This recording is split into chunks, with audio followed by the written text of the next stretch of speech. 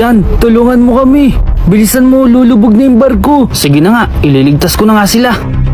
Grabe, buti ligtas tayo. Kaya nga no, alam nyo, dahil sa akin yan. Ha? Ako ang nagligtas sa kanila. Ako lang naman ang pumili ng unlimited breads ah.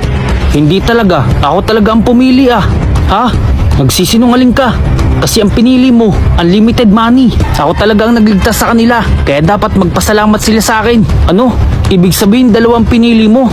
Nagsisinungaling ka. Eh di wag ka maniwala. Kung ako sa'yo, umuwi ka na lang. O labanan mo na lang ako sa isang kompetisyon. Talaga ba?